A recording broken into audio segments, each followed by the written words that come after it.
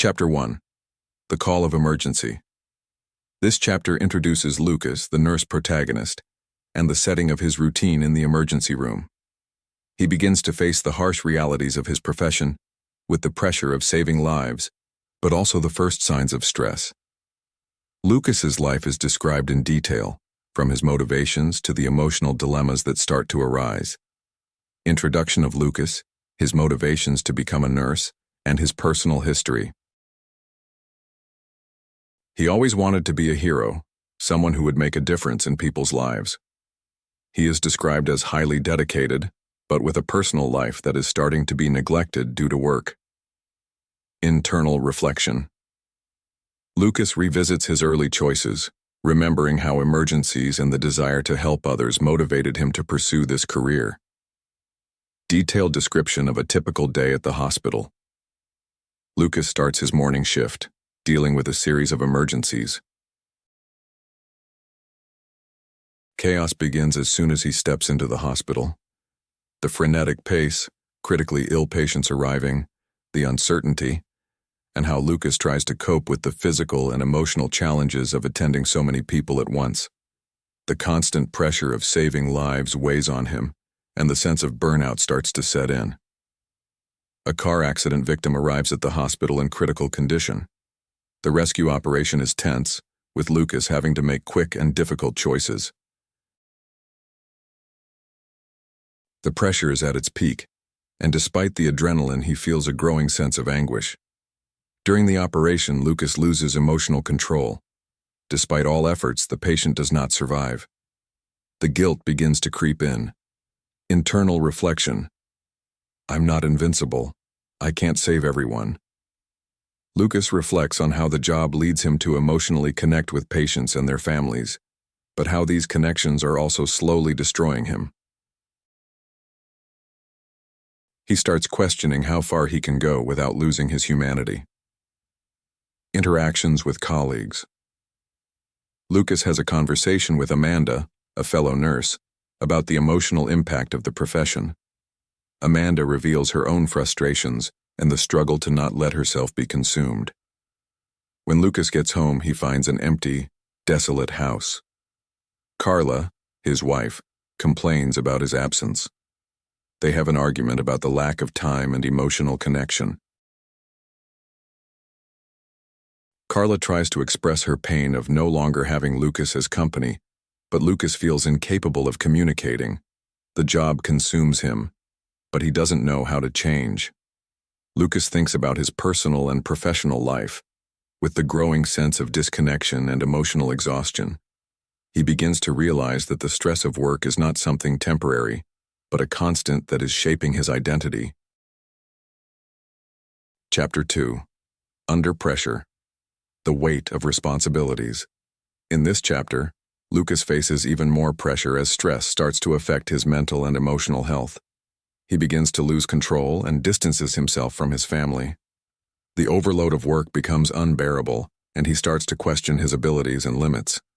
Lucas starts facing increased responsibilities at the hospital.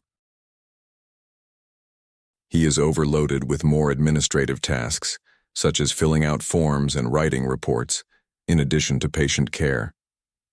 The pressure to produce in the hospital is constantly reminded by his superiors, which makes Lucas feel even more exhausted and unsupported.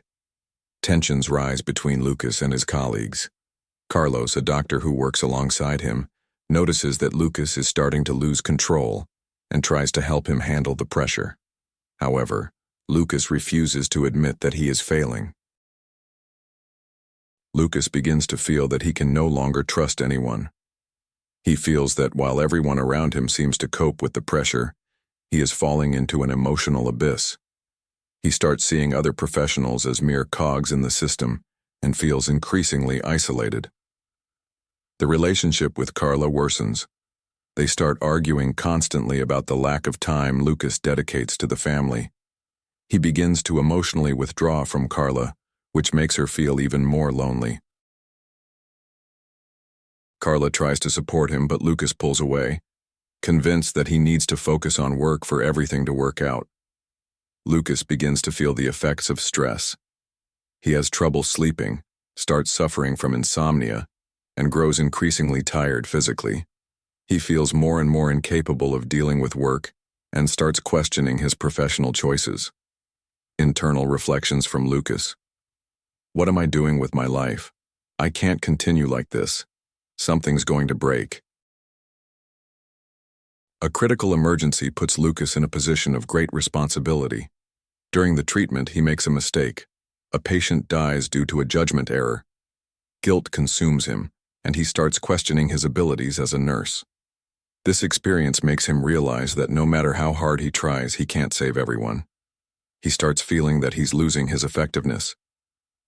Lucas finds himself on the brink of an emotional and professional collapse. He starts realizing that the system is overloading professionals, and he is not receiving the necessary support. He feels lost, unsure of how to continue. He feels like he's drifting away from everything important, but doesn't know how to get back. Chapter 3. The Collapse. Losing control. Lucas reaches the point of physical and emotional collapse. He realizes that he is in danger and needs to change his approach to work and health. This chapter marks Lucas's decision to seek help and try to regain control of his life. Lucas faces a grave emergency, where a patient arrives in critical condition. During the treatment, he loses emotional control, and the patient dies. Lucas can't handle the weight of guilt and emotionally collapses. I'm no longer capable. I failed. How can I continue after this? After the emotional crisis, Lucas decides to seek help. He talks to Amanda, who advises him to seek therapy, as she realizes Lucas is in a fragile mental state. Reluctant at first, Lucas finally agrees and makes an appointment with a therapist who specializes in healthcare professionals. Description of Lucas's first therapy session. He is reluctant and feels vulnerable, but slowly begins to open up about his emotions. He talks about his insecurities, fears, and the impact of work on his mental health. The therapist helps Lucas recognize signs of burnout and teaches him techniques to manage stress and anxiety. Lucas begins to realize that he doesn't need to be perfect, and taking care of his mental health is essential. Lucas starts accepting that he can't carry all the weight of the job alone. He understands that to continue being a good nurse, he needs to be emotionally healthy. He begins to understand that work can't be his only priority. Lucas starts implementing changes in his life, including taking breaks during work, better communication with his family, and striving for a more balanced routine. Reflections. I can't save everyone, but I can save myself, and by doing that, I can be better for others. This chapter highlights Lucas's emotional struggle as he begins to take steps to heal and restore his balance between personal and professional life. Chapter 4. Therapy. Facing despair. In this chapter, Lucas begins therapy and starts opening up about his fears, insecurities, and the impact of his job on his mental health. He realizes that he can't continue facing these challenges alone, and that his mental health is more important than his career.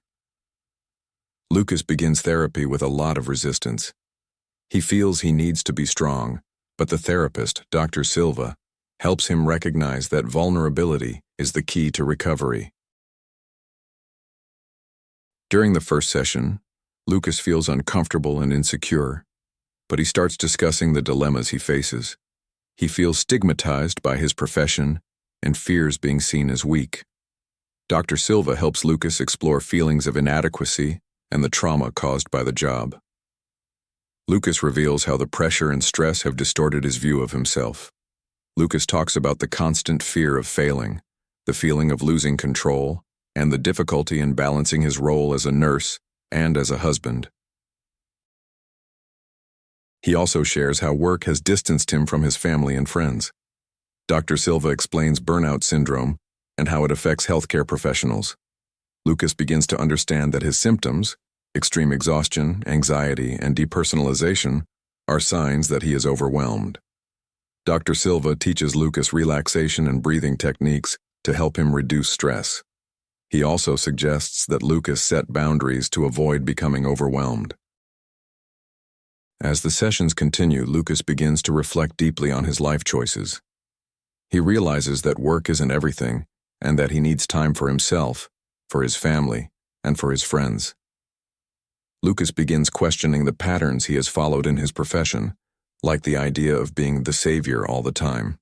He begins to understand that by taking care of himself, he will be in a better position to help others. Lucas starts opening up more with Carla. They begin having deeper conversations, where Lucas admits that he feels lost and that work has been consuming him. Carla becomes emotional hearing Lucas open up, and they start working together to improve their relationship. They rediscover moments of connection and affection, which allow Carla to better understand what Lucas has been going through. Over time, Lucas starts implementing the changes suggested in therapy. He begins setting boundaries at work, asking for help from colleagues and delegating responsibilities when necessary. Lucas shifts his focus to self-care. He starts practicing physical activities, reading to relax, and doing daily meditations. He realizes that these small adjustments begin to bring relief and decrease his anxiety. Lucas reflects on what he has learned in therapy and how it has affected his view on his profession and personal life. He realizes that vulnerability is not weakness, but a necessary strength to stay healthy and balanced. He feels lighter and more hopeful, but knows that recovery will be a continuous process. He commits to continuing to work on his mental and emotional health, knowing that this is the first step to becoming a better professional and a more present human being.